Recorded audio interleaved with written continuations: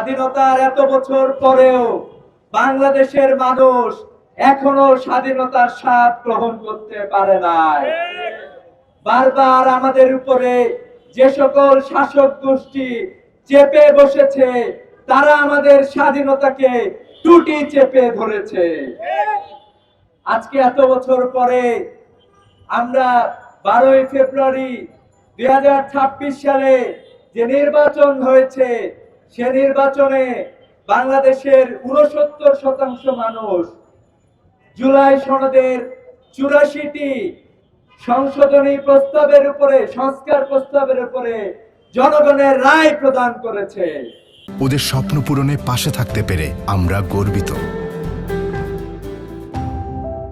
কিন্তু আমরা দেখতে পাচ্ছি বর্তমান সরকার সেই রায়কে বৃদ্ধাঙ্গুলি দেখানোর চেষ্টা করেছে।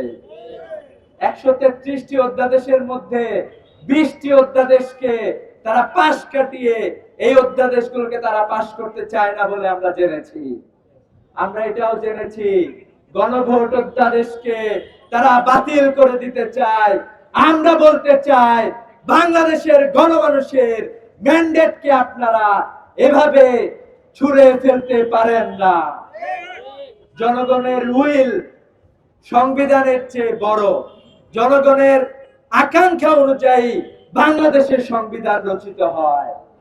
অতএব এ ধরনের ডিস্ট্রাকটিভ কার্যক্রম থেকে আপনারা ফিরে আসবেন সেই প্রস্তাব রাখছি। আমরা আরো দেখতে পাচ্ছি গুম প্রতিরোধ যে অধ্যাদেশ ছিল, সেটিও বাতিল করার চক্রান্ত চলছে। মানবাধিকার যে অধ্যাদেশ ছিল, সেটিও বাতিল করার চক্রান্ত চলছে। আমরা বলতে চাই, আপনারা শহীদের রক্তের সাথে গাদ্দারি করছেন। আপনাদের কর্মী ইলিয়াস আলীকে গুম করা হয়েছিল, তার রক্তের সাথে আপনারা গাদ্দারি করছেন।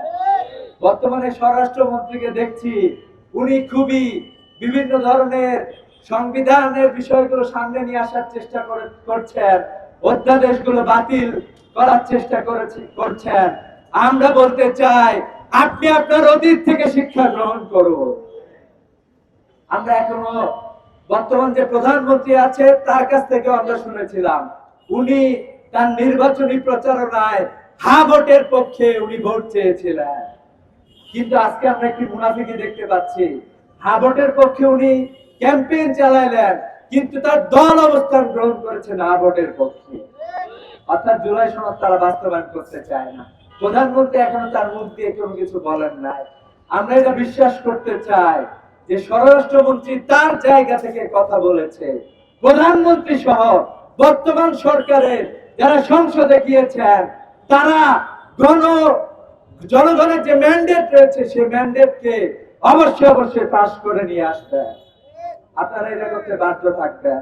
আমরা স্বাধীনতার এত বছর পরে আমরা একটি সুন্দর বাংলাদেশ চেয়েছিলাম, যে বাংলাদেশে তরুণরা শিক্ষার অধিকার পাবে, যে বাংলাদেশে উন্নত শিক্ষা ব্যবস্থা থাকবে, যে শিক্ষা ব্যবস্থার মাধ্যমে উন্নত নৈতিক মানবীয় চরিত্রের মানুষ তৈরি হবে এবং যোগ্য মানুষ তৈরি হবে।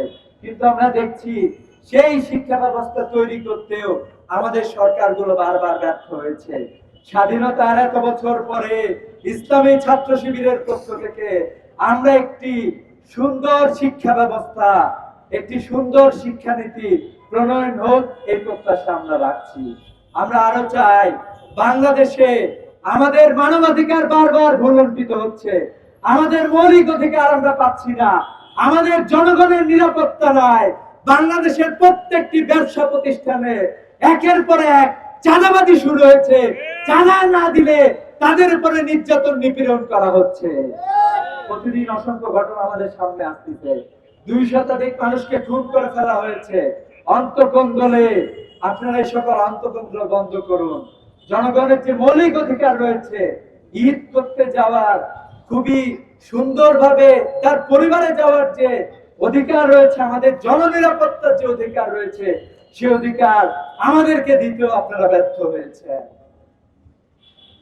আপনারা যে করে হোক ক্ষমতায় গিয়েছেন, ক্ষমতায় গিয়ে সাধারণ মানুষের যে চাওয়া পাওয়া রয়েছে, তার আলোকে আপনারা রাষ্ট্র পরিচালনা করেন। কিন্তু আমরা দেখছি জনগণকে কিভাবে ঠেকানো যায়, কিভাবে জনগণের অধিকারকে ভুলণ্ঠিত করা যায়, আপনারা সেই চেষ্টায় আপনারা লিপ্ত হয়েছেন। আমরা বলতে চাই এই চেষ্টাগুলো বাদ দিয়ে বরং জনগণের যে মৌলিক অধিকার রয়েছে সেই অধিকারগুলো ফিরিয়ে দেওয়ার জন্য আপনারা কাজ করেন।